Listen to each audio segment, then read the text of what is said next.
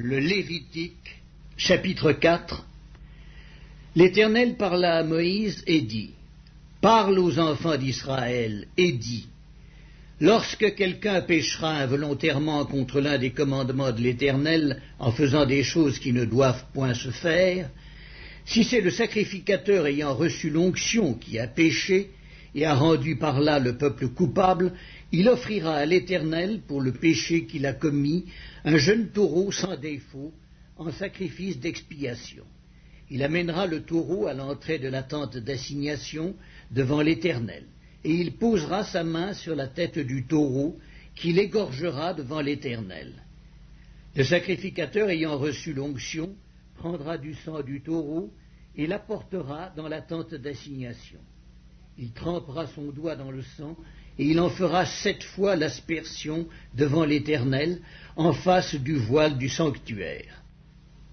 Le sacrificateur mettra du sang sur les cornes de l'autel des parfums odoriférants, qui est devant l'Éternel dans la tente d'assignation. Et il répandra tout le sang du taureau au pied de l'autel des holocaustes, qui est à l'entrée de la tente d'assignation. Il enlèvera toute la graisse du taureau expiatoire, la graisse qui couvre les entrailles et toute celle qui y est attachée, les 2 rognons et la graisse qui les entoure, qui couvre les flancs, et le grand lobe du foie qu'il détachera près des rognons. Le sacrificateur enlèvera ces parties comme on les enlève du taureau dans le sacrifice d'action de grâce, et il les brûlera sur l'autel des holocaustes. Mais la peau du taureau, toute sa chair, avec sa tête, ses jambes, ses entrailles et ses excréments, le taureau entier, il l'emportera hors du camp, dans un lieu pur, où l'on jette les cendres, et il le brûlera au feu sur du bois. C'est sur le tas de cendres qu'il sera brûlé. Si c'est toute l'assemblée d'Israël qui a péché involontairement et sans s'en apercevoir, en faisant contre l'un des commandements de l'Éternel des choses qui ne doivent point se faire, et en se rendant ainsi coupable, et que le péché qu'on a commis vienne à être découvert, l'assemblée offrira un jeune taureau en sacrifice d'expiation, et on l'amènera devant la tente d'assignation. Les anciens d'Israël poseront leurs mains sur la tête du taureau devant l'Éternel, et on égorgera le taureau devant l'Éternel. Le sacrificateur ayant reçu l'onction apportera du sang du taureau dans la tente d'assignation. Il trempera son doigt dans le sang, et il en fera 7 fois l'aspersion devant l'Éternel en face du voile.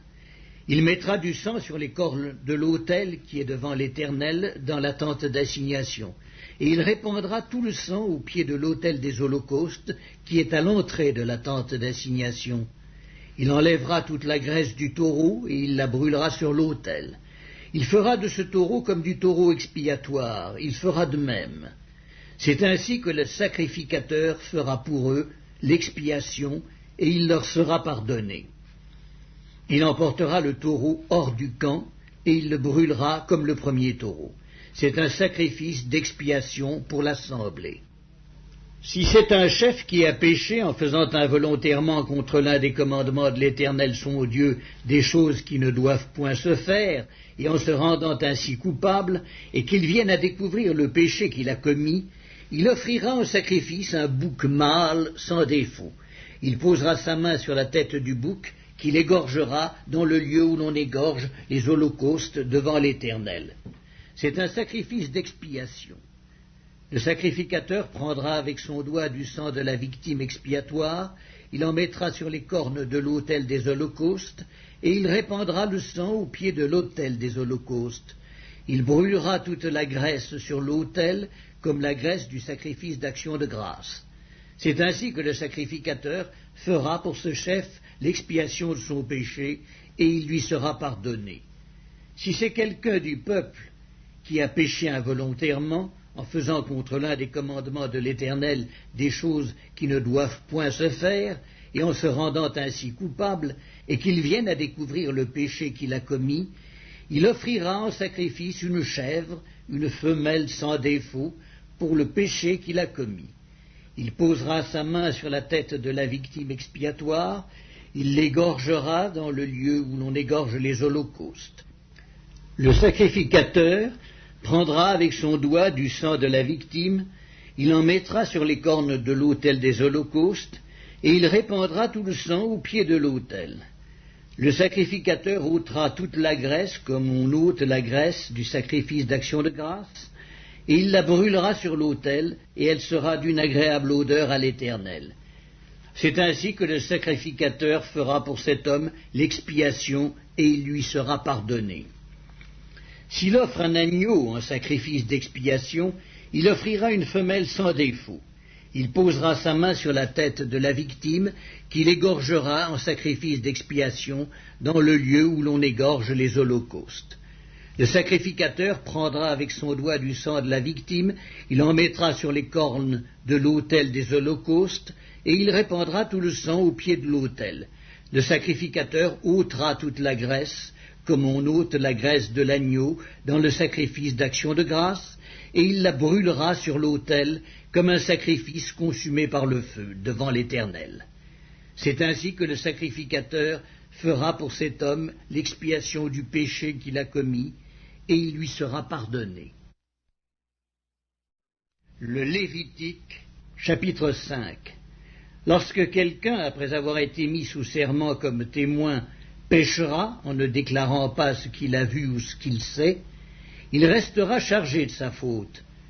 Lorsque quelqu'un, sans s'en apercevoir, touchera une chose souillée, comme le cadavre d'un animal impur, que ce soit d'une bête sauvage ou domestique, ou bien d'un reptile, il deviendra lui-même impur et il se rendra coupable.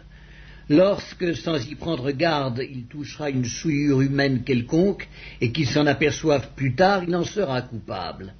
Lorsque quelqu'un, parlant à la légère, jure de faire du mal ou du bien, et que, ne l'ayant pas remarqué d'abord, il s'en aperçoive plus tard, il en sera coupable. Celui donc qui se rendra coupable de l'une de ces choses fera l'aveu de son péché, puis il offrira en sacrifice de culpabilité à l'Éternel pour le péché qu'il a commis, une femelle de menu bétail, une brebis ou une chèvre, comme victime expiatoire, et le sacrificateur fera pour lui l'expiation de son péché. S'il n'a pas de quoi se procurer une brebis ou une chèvre, il offrira en sacrifice de culpabilité à l'Éternel pour son péché 2 tourterelles ou 2 jeunes pigeons, l'un comme victime expiatoire, l'autre comme holocauste. Il les apportera au sacrificateur, qui sacrifiera d'abord celui qui doit servir de victime expiatoire. Le sacrificateur lui ouvrira la tête avec l'ongle près de la nuque, sans la séparer. Il fera sur un côté de l'autel l'aspersion du sang de la victime expiatoire, et le reste du sang sera exprimé au pied de l'autel. C'est un sacrifice d'expiation. Il fera de l'autre oiseau un holocauste d'après les règles établies. C'est ainsi que le sacrificateur fera pour cet homme l'expiation du péché qu'il a commis, et il lui sera pardonné. S'il n'a pas de quoi se procurer 2 tourterelles ou 2 jeunes pigeons, il apportera en offrande pour son péché 1/10 d'épha de fleur de farine, comme offrande d'expiation. Il ne mettra point d'huile dessus, et n'y ajoutera point d'encens, car c'est une offrande d'expiation. Il l'apportera au sacrificateur, et le sacrificateur en prendra une poignée comme souvenir, et il la brûlera sur l'autel, comme les offrandes consumées par le feu devant l'Éternel. C'est une offrande d'expiation. C'est ainsi que le sacrificateur fera pour cet homme l'expiation du péché qu'il a commis à l'égard de l'une de ces choses, et il lui sera pardonné. Ce qui restera de l'offrande sera pour le sacrificateur comme dans l'offrande en don.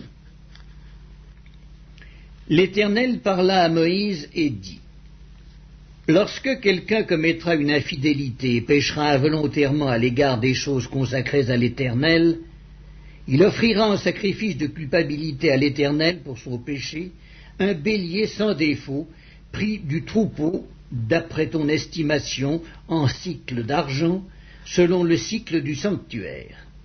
Il donnera, en y ajoutant un 5e, la valeur de la chose dont il a frustré le sanctuaire, et il la remettra au sacrificateur. Et le sacrificateur fera pour lui l'expiation avec le bélier offert en sacrifice de culpabilité, et il lui sera pardonné.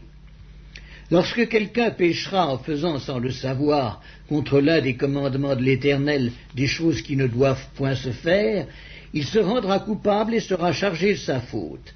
Il présentera au sacrificateur, en sacrifice de culpabilité, un bélier sans défaut, pris du troupeau d'après ton estimation.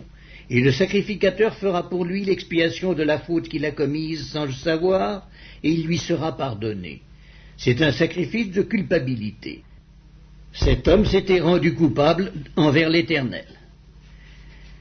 L'Éternel parla à Moïse et dit, « Lorsque quelqu'un péchera et commettra une infidélité envers l'Éternel en mentant à son prochain au sujet d'un dépôt, d'un objet confié à sa garde, d'une chose volée ou soustraite par fraude, en niant d'avoir trouvé une chose perdue ou en faisant un faux serment sur une chose quelconque de nature à constituer un péché, lorsqu'il péchera ainsi et se rendra coupable, il restituera la chose qu'il a volée ou soustraite par fraude, la chose qui lui avait été confiée en dépôt, la chose perdue qu'il a trouvée ou la chose quelconque sur laquelle il a fait un faux serment.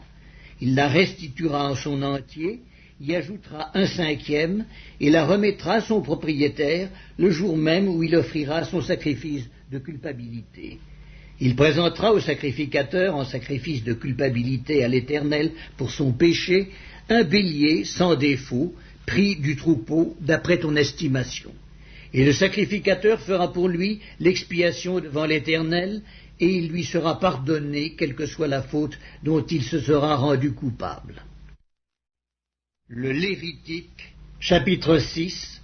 L'Éternel parla à Moïse et dit, « Donne cet ordre à Aaron et à ses fils, et dis, voici la loi de l'Holocauste. L'Holocauste restera sur le foyer de l'autel toute la nuit jusqu'au matin, et le feu brûlera sur l'autel.